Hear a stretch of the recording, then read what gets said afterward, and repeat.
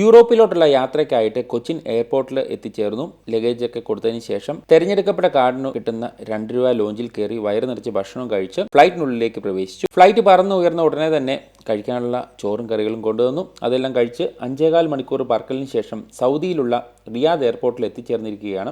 അവിടെ ചെന്ന് ക്ഷീണം മാറ്റാനായിട്ട് സ്റ്റാർബക്സിന്റെ ഒരു കോഫിയും കഴിച്ചു. അവിടെ കുറച്ച് സമയം ചെലവഴിച്ചതിന് ശേഷം അടുത്ത വിമാനത്തിൽ വലതുകാല് വെച്ച് കയറി യാത്ര ആരംഭിച്ചു. വിമാനം പറന്ന് ഉയർന്ന ഉടനെ തന്നെ അവിടെയും കുടിക്കാനായിട്ട് ഒരു കാപ്പി കൊണ്ടുവന്നു. അതും കലക്കി കുടിച്ച് കിട്ടിയ ഭക്ഷണവും വയറ് നിറച്ച് കഴിച്ച് 6.5 മണിക്കൂർ പറക്കലിന് ശേഷം എത്തിച്ചേർന്നുകൊണ്ടിരിക്കുന്നത് സൂറിച്ച് എന്ന എയർപോർട്ടിലേക്കാണ്. അത്യാവശ്യം നല്ല രീതിയിലുള്ള മനോഹരമായ പച്ചപ്പൊക്കെ കണ്ട് വിമാനം ലാൻഡ് ചെയ്തു. ഇമിഗ്രേഷൻ കൗണ്ടറിൽ പെരുന്നാളിനുള്ള അത്രയും തിരക്കുണ്ടായിരുന്നു. അവിടെ ക്യൂ നിന്ന് സ്റ്റാമ്പ് അടിച്ച് ഊബർ വിളിച്ച് എയർപോർട്ടിൽ നിന്ന് 1.5 കിലോമീറ്റർ മാത്രം ദൂരമുള്ള ഹോട്ടലിലേക്ക് എത്തിച്ചേർന്നു. അപ്പോൾ അതിനുവേണ്ടി ₹1500 നമുക്ക് ചിലവായത്.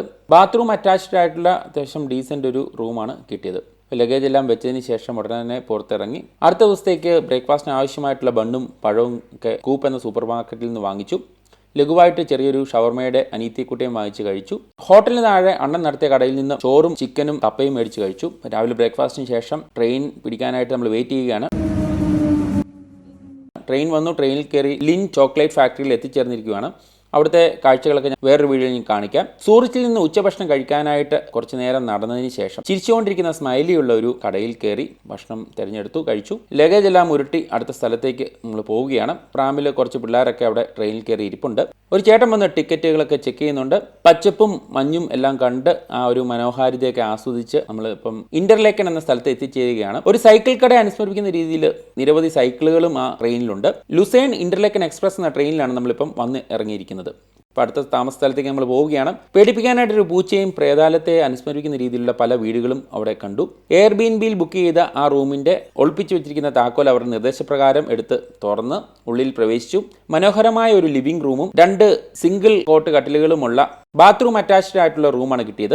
വൈകുന്നേരം ചൈനീസ് കടയിൽ കയറി ഒരു സൂപ്പ് കഴിച്ചു. അടുത്ത ദിവസം ബ്രേക്ക്ഫാസ്റ്റിന് ശേഷം ബോട്ടിൽ കയറി യാത്ര ആരംഭിച്ചു. അതിൻ്റെ വിശേഷങ്ങൾ ഞാൻ ഓൾറെഡി ഇട്ടിട്ടുണ്ട്. നിങ്ങൾ കുറച്ച് പേരെങ്കിലും കണ്ടെന്ന് വിശ്വസിക്കുന്നു. ട്രെയിനിൽ നമ്മൾ അടുത്ത സ്ഥലം ലക്ഷ്യമാക്കി പോവുകയാണ്.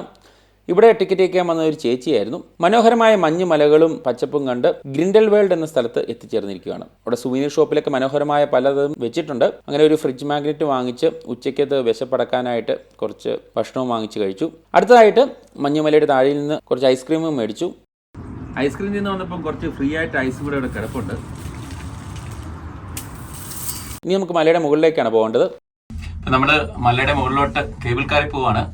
സാധാരണ നമ്മുടെ നാട്ടിലൊക്കെ എനിക്ക് തോന്നുന്ന ഒരു വണ്ടി ഉണ്ടെങ്കിൽ നിറച്ച ആളെ കുത്തി നിറച്ച പോകുന്നത്. ഇത് നമുക്ക് 2 പേരാണെങ്കിലും കുഴപ്പമില്ല, അങ്ങനെ പോകാൻ സാധിക്കും. നമ്മൾ കേബിൾ കാറിൽ കയറി താഴത്തെ മനോഹരമായ ദൃശ്യങ്ങളൊക്കെ കണ്ട് അങ്ങനെ പയ്യെ മുകളിലോട്ട് പൊയ്ക്കൊണ്ടേയിരുന്നു. നടക്കാനുള്ള മനസ്സും സ്റ്റാമിനയും ഉണ്ടെങ്കിൽ താഴെ കാണുന്ന ചേട്ടന്മാരെ പോലെ നമുക്ക് നടന്നും മുകളിൽ കയറാം. അങ്ങനെ കുറച്ച് നേരത്തെ യാത്രയ്ക്ക് ശേഷം നമ്മൾ മലയുടെ മുകളിൽ എത്തിച്ചേർന്നിരിക്കുകയാണ്. ഭയങ്കര തണുപ്പ് പ്രതീക്ഷിച്ച് വലിയ കട്ടിയുള്ള ജാക്കറ്റൊക്കെ ആയിട്ട് പോയതാണ്. എന്നാൽ താഴത്തേനേക്കാളും വളരെ തണുപ്പ് കുറവായിരുന്നു മുകളിൽ. ഈ മഞ്ഞുമലയുടെ സൈഡിൽ കൂടെ ഒരു ക്ലിഫ് വാക്ക് എന്ന് പറഞ്ഞ സംഭവമുണ്ട്. അപ്പോൾ തെന്നി വീഴാതെ ആ ഒരു പാതയിലൂടെ കുറച്ച് നേരം നടന്ന് അതിൻ്റെ മുകളിലെത്തി. അവിടെ കുറച്ച് നേരം മഞ്ഞിൽ ചെലവഴിച്ചതിന് ശേഷം തിരിച്ച് അടുത്ത കേബിൾ കാർ എടുത്ത് പോവുകയാണ്. പാരാഗ്ലൈഡിംഗ് ഒക്കെ നടപ്പുണ്ട്. സ്വിറ്റ്സർലൻഡ് വളരെ മനോഹരമായൊരു സ്ഥലമാണെങ്കിലും നല്ല രീതിയിൽ എക്സ്പെൻസീവ് ആണ്.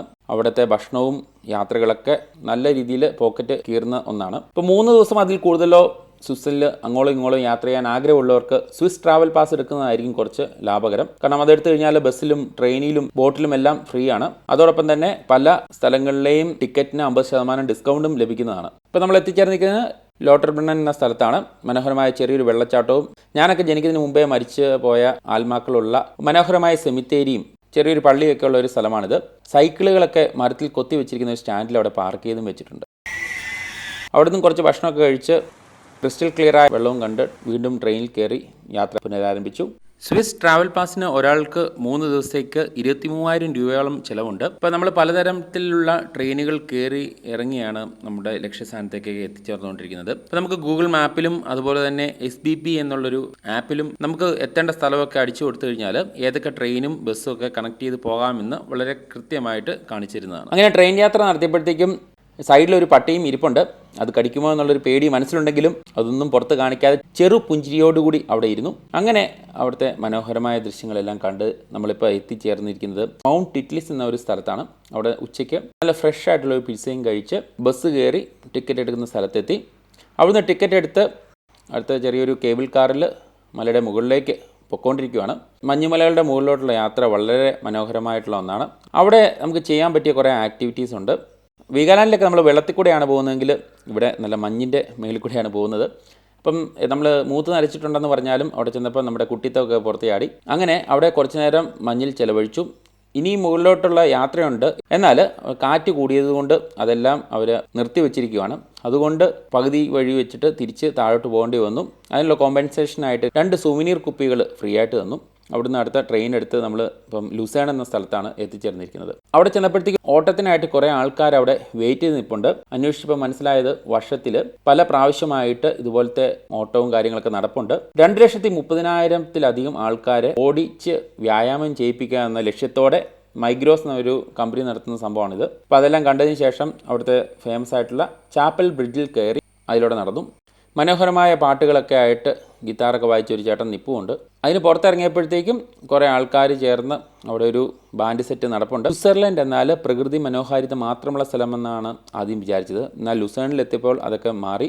അവിടെ മുഴുവൻ നല്ല അടിപൊളി വൈബുള്ള ഒരു സ്ഥലമാണ്. കുട്ടിയുടെയും പട്ടിയുടെയും ഫോട്ടോസൊക്കെ എടുക്കുന്നത് കണ്ട് പയ്യെ ലഗേജ് എടുത്ത് നമ്മൾ അടുത്ത ഡെസ്റ്റിനേഷനായ പാരീസ് ലക്ഷ്യമാക്കി ട്രെയിനിൽ പോവുകയാണ്. ബാക്കി കാഴ്ചകളൊക്കെ ആയിട്ട് ഉടനെ വരുന്നതുവരേക്കും stay tuned, stay safe. Thank U.